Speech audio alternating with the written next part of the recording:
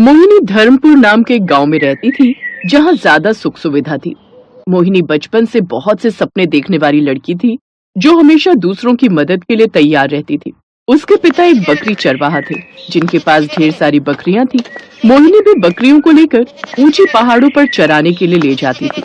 उस ऊंची पहाड़ी से कई सारे बादल ही बादल नजर आते थे। उन बादलों को देखकर मोहिनी कहती, शादी से पहले तो मुझे ये धर्मपुर गांव मिल गया, लेकिन शादी के बाद काश मुझे कोई जादुई गांव वाला ससुराल मिल जाए, जहाँ खूब सारे बादल हो, जिन पर बैठकर मैं उड़ सकूं, चंदा मामा सूरज से मैं बातें कर सकूं। हाय, काश ऐसा जादुई गांव का ससुराल मुझे मिल जाए, तो फिर अपनी तो लाइफ सेट हो जाए। बस मैडम, अगर दिन में सपने देख लिए हो तो अब नींद से जाग जा। और वो देख, तेरी बकरी पहाड़ से नीचे की ओर जा रही है। कहीं ऐसा ना हो कि वो पहाड़ी से नीचे गिर जाए और तेरे माँ बापू आज ही तुझे पीट पीट कर तेरे जादुई वाले गांव में पहुंचा दे। नहीं नहीं, चल उसे रोकते हैं, जल्दी चल। मोहिनी अपने माँ बाप के साथ रहती थी। उसके पिता बकरी चरवाहा थे। मोहिनी उनकी इकलौती बेटी थी। उसकी अब शादी की उम्र हो चली थी, इसलिए अब उसके घर वाले उसके लिए लड़का देखने लगे। कुछ समय बाद उन्होंने विक्रम नाम के लड़के से मोहिनी का ब्याह कर दिया। मोहिनी अपने ससुराल आ गई। सुहाग रात की अगली सुबह ठंड के मौसम में मोहिनी अंगड़ाइयां लेते हुए बिस्तर से नीचे उतरी। उसका पति विक्रम अभी तक सो रहा था। हाय, ये तो मुझे सचमुच जादुई गांव का ससुराल मिल गया। मेरा तो सपना सच हो गया। तभी बादलों में से उड़ती हुई एक परी आई। ससुराल की पहली सुबह मुबारक हो महारानी, आपका दिन शुभ हो। अब मैं चलती हूँ। मोहिनी को ये सब देखकर बहुत अच्छा लग रहा था। अचानक उसके पास ही एक बादलों का ढेर आ गया। मोहिनी ने बादलों को छुआ और उसे छूते ही वो बादलों पर बैठ गई। बादलों पर बैठकर ही वो उड़ने लगी। ऐसा सुख तो मेरी किसी भी सहेली को नहीं मिला होगा। तभी उसके सामने चंदा मामा आ गए। कैसी हो मेरी भांजी? अरे चंदा मामा, आप? मैंने तो सुना था आप रात में निकलते हो। आप दिन में कैसे आ गए? रात में तो मैं बाकी लोगों के लिए निकलता हूँ, मैं खास तुम्हारे लिए आया हूँ। तुम दिन रात जब भी मुझे बुलाओगी मैं आ जाऊंगा। चलो, मैं तुम्हें अपने दोस्तों से मिलवाता हूँ। ठीक है, चलिए। चंदा मामा ने मोहिनी को अपनी गोद में ले लिया। अब वो चांद पर ही बैठी थी। चंदा मामा उड़ते उड़ते उसे सबसे पहले सूरज के पास लेकर चले गए। कैसी है मेरी भतीजी? बादलों की दुनिया में तुम्हारा स्वागत है। सूरज चाचू, आप?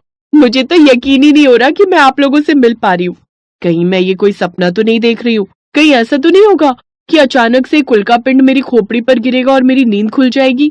अरे नहीं मोहिनी, ये जीती जागती सच्चाई है। मैं तुम्हारा चाचा हूँ। तुम्हें कोई भी ग्रह परेशान करे तो सबसे पहले मुझे बताना। मैं सबको जलाकर खाक कर दूंगा। चलो मोहिनी, अब मैं तुम्हें अपने बाकी दोस्तों से मिलवाता हूँ। चंदा मामा मोहिनी को लेकर बृहस्पति ग्रह के पास चले गए। बृहस्पति ग्रह के पास पहुंचते ही इतनी तेज तूफान आया कि मोहिनी बादलों सहित अपने बिस्तर पर विक्रम के पास जाकर गिरी।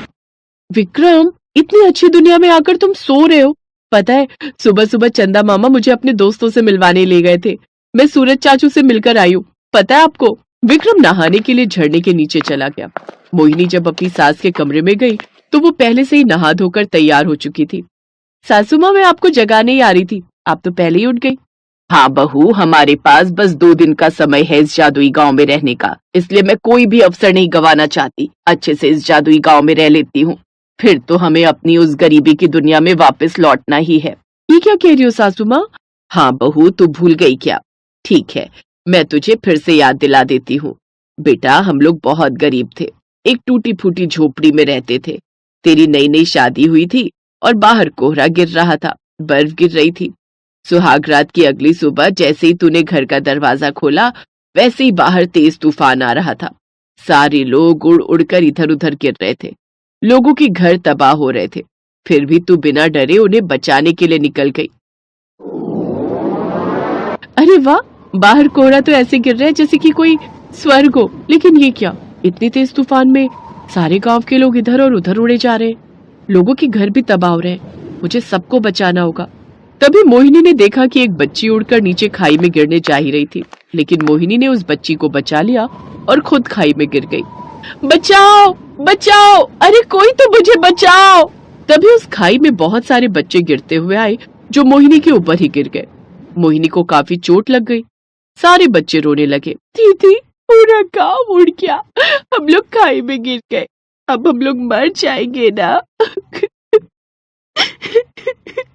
नहीं बच्चों, ना ही मैं तुम लोगों को मरने दूंगी और ना ही इस गांव को कुछ होने दूंगी। सबको ऊपर लेकर चलूंगी। मोहिनी ने उन सभी बच्चों को अपनी साड़ी में बांध लिया और धीरे धीरे पहाड़ चढ़ने लगी। तूफान मोहिनी को ऊपर नहीं आने दे रहा था, लेकिन मोहिनी की हिम्मत के आगे वो तूफान भी उसे हरा न सका और अंततः मोहिनी उन बच्चों को बचाकर फिर से ऊपर पहाड़ी पर बने गांव में आ गई। बिटिया, तुमने तो आज वो काम कर दिया जो इस गांव के मर्द भी नहीं कर सके। ये सब देखकर गांव वालों को बहुत खुशी हुई।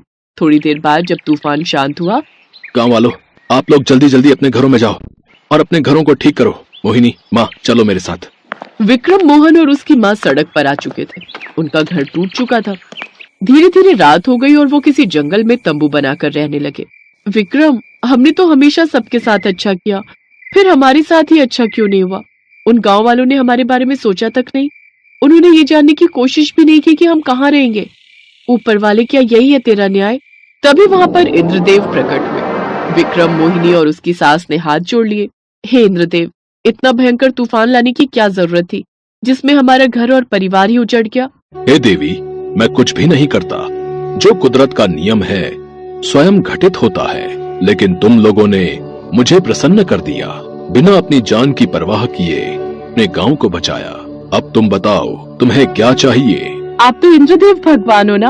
हम मनुष्यों की ख्वाहिश पूरी करना तो आपके बाएं हाथ का खेल है। मेरा बचपन से एक सपना था कि मेरा जादुई गांव में ससुराल हो, जहां मैं बादलों में उड़ सकूं। क्या मेरा ये सपना पूरा हो सकता है? धरती लोक पर जादुई गांव होना तो असंभव है, लेकिन हाँ, केवल 2 दिन के लिए मैं तुम्हें बादलों में जादुई गांव का ससुराल दे देता हूँ, ताकि तुम अपने बचपन के सपने को जी सको। इतना कहकर इंद्रदेव अंतर्ध्यान हो गए और कहानी एक बार फिर से प्रेजेंट टाइम में वापस आ गई।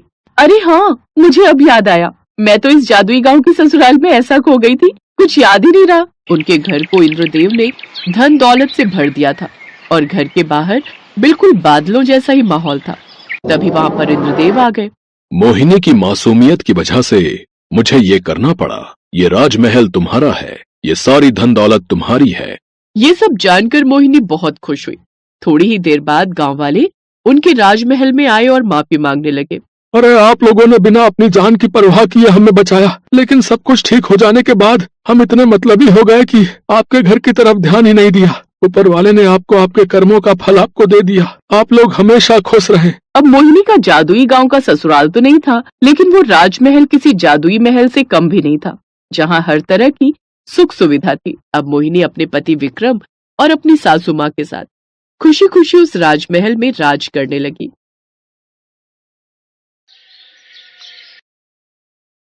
आ जाओ भाभी, आराम से। सुरेखा, ये ले, नेक तो तूने मांगा ही नहीं। क्योंकि मुझे पता था कि आप मुझे बिना मांगे ही दे दोगे। अब भैया, भाभी को अंदर ले आओ। आप दोनों फ्रेश हो जाओ, मैं नाश्ता भिजवाती हूँ। अरे, तू भी थोड़ा आराम कर ले, हमारा नाश्ता पानी भाभी देख लेंगी। भाभी, भाभी। अरे चुप हो जाओ भैया, दोनों भाभियां बहुत थक गई थी तो सो रही हैं। अच्छा, और तू नहीं थकी क्या? ओहो भैया, बस आप लोगों के लिए नाश्ता भिजवाकर मैं भी जा रही हूँ सोने। चलो अब आप यहाँ टाइम वेस्ट मत करो, जाओ भाभी को अंदर ले जाओ। सुरेखा के जिद करने पर विष्णु अपनी नई नवेली दुल्हन कविता को लेकर अपने कमरे में चला गया और सुरेखा उन दोनों के लिए नाश्ता तैयार करने लगी। और फिर कुछ घंटों के बाद बहुत बढ़िया नींद आई। सुरेखा, एक कप चाय तो पिला दे। जी भाभी, बस अभी लाई। रुको सुरेखा, चाय तो मैं भी लूंगी, पर साथ में खाने के लिए भी कुछ बना देना। वो क्या है ना, खाली चाय गैस बनाती है मुझे। जी भाभी। सुरेखा सारे काम निपटाकर थोड़ा आराम करने ही जा रही थी कि तभी उसकी दोनों बड़ी भाभियों ने उसे नए काम बता दिए, जिन्हें वो बेचारी बिना कुछ कहे चुपचाप करने चली गई। असल में सुरेखा के माता पिता जिंदा नहीं थे और अब उसकी जिम्मेदारी उसके 3 भाइयों जयेश, रमेश और विष्णु पर थी। और सुरेखा अपने तीनों भाइयों की लाडली थी, लेकिन उसकी दोनों बड़ी भाभियां एक नंबर की कामचोर थी, लेकिन दिमाग से बहुत चालाक थी। अपने पतियों के सामने तो वो सुरेखा को सिर आंखों पर बिठाकर रखती थी, लेकिन उनके इधर उधर होते ही उस पर ऑर्डर जमाना शुरू कर देती थी।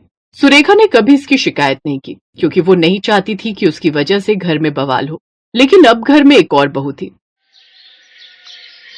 अरे दीदी, मुझे लगा आप सो रही होंगी। अब इस वक्त चाय, कोई मेहमान आए क्या?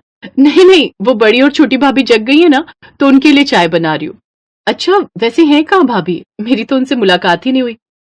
हाँ, वो आपसे शाम को मिलेंगी आपकी मुंह दिखाई के वक्त। ठीक है, लाइए मैं आपकी मदद कर देती हूँ। अरे नहीं भाभी, मैं कर लूंगी, आप जाकर आराम करो और कुछ भी चाहिए हो तो मुझसे कहना।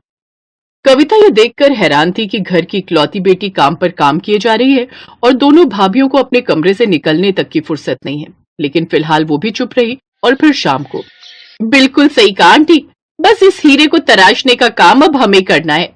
सही कहा भाभी। अब वैसे कविता तुम किसी बात की चिंता मत करना, जैसा हम कहें बस वैसा ही करती जाना। क्यों भाई, तुम दोनों क्या इसकी सास हो?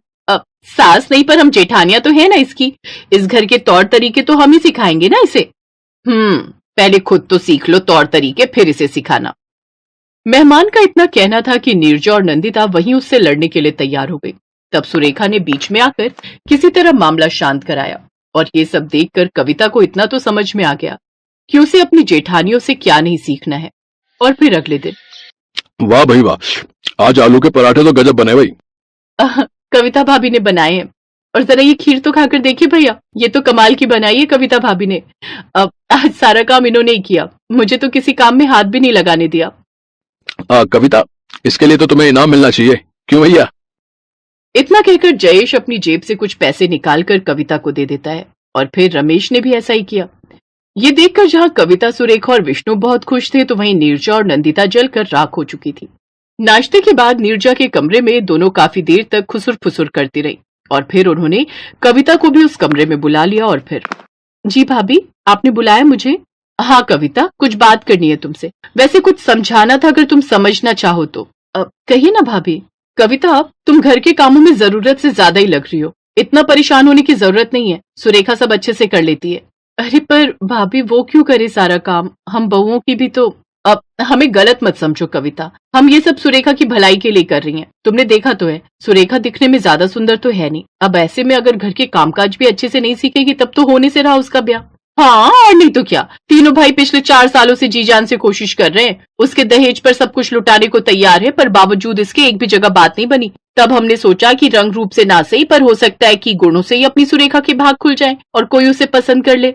पर भाभी, अरे तुम ज्यादा दिमाग मत लगाओ कविता, हमने कहा ना कि इसी में सबकी भलाई है। और सुनो, सुरेखा के भाइयों के सामने ये जाहिर मत करना कभी, असल में तीनों भाइयों के दिमाग में हमारे सास ससुर एक फितूर भर कर गए हैं कि सुरेखा के पैर बड़े शुभ हैं। अरे अगर इतनी ही खुशकिस्मत होती तो अब तक ससुराल ना पहुंच गई होती अपने, यहाँ मायके में ही पड़ी रहती क्या? बिल्कुल सही कहा भाभी। कविता तुम खुद ही सोचो, आखिर जरूरत क्या है घर के कामों में खुद को झोंकने की? आराम से सारा दिन आराम करो और जब ये लोग ऑफिस से आ जाएं तो फटाफट पहुंच जाओ किचन में, तब तक सुरेखा सब करके रखती है। और मजे की बात तो ये कि वो अपने भाइयों से कुछ कहती भी नहीं। चुप हो जा। अब कविता, तुम समझ रही हो ना जो हम कहना चाह रहे हैं? हाँ भाभी, मैं सब समझ गई। अब मैं जाऊं? हाँ हाँ जाओ ना, पर सीधा अपने कमरे में जाना, रसोई में नहीं। इसके बाद कविता वहां से सीधा अपने कमरे में गई और कई घंटों तक बाहर नहीं निकली। ये देखकर दोनों बड़ी बहुओं को लगा कि उनका तीर बिल्कुल सही निशाने पर लगा है और उसकी देवरानी कविता भी अब उनकी ही टीम में है। और फिर करीब 1 हफ्ते बाद, अरे कविता, तुमने पहले क्यों नहीं बताया कि तुम्हारे मायके वाले आ रहे हैं? रुको मैं अभी पानी मंगवाती हूँ। सुरेखा, ओ सुरेखा। रुकिए भाभी, पानी मैं लेकर आती हूँ। अरे नहीं, तुम्हारे घर वाले आए हैं, तुम यहाँ बैठकर सबसे बातें करो, अब सुरेखा कर लेगी सब कुछ। नहीं भाभी, आज ये सब मुझसे मिलने नहीं बल्कि सुरेखा दीदी से ही मिलने आए हैं। आप दोनों बैठिए ना, मैं बस अभी आई। नीरजा और नंदिता को कुछ समझ में नहीं आ रहा था कि आखिर हो क्या रहा है। तब तक तीनों भाई भी घर आ गए और फिर, भाई जिस दिन मुझे कविता ने सारी बात बताई मेरा तो दिल खुश हो गया। सच भैया, अपने सुरेखा के लिए जैसा चाहा था वैसा परिवार अब जाकर मिला है। हाँ भैया, ये बढ़िया हो जाएगा, कविता का मायका सुरेखा का ससुराल हो जाएगा, वैसे भी दोनों में खूब पटती है। ये लो, सुरेखा आ गई। हाँ तो भैया, लड़की सुशील है, संस्कारी है, इस बात की गारंटी तो मेरी, बाकी सब आप देख लो। सुंदर भी है, मुझे रिश्ता मंजूर है। सुरेखा दीदी, आप भी अच्छे से देख लो, लड़का इंजीनियर है, संस्कारी है और मेरा भाई है। सुरेखा ने सर्वेश को देखा और फिर मुस्कुराकर कविता को और फिर, लो जी, इसी बात पर निकालो बालूशाही, क्योंकि जब मियाँ बीवी राजी तो क्या करेंगी भाभी? अब मेरा मतलब है काजी। तो इस तरह सुरेखा का रिश्ता तय हो गया और अब वो बहुत जल्द दुल्हन बनकर अपने घर से विदा लेने वाली थी।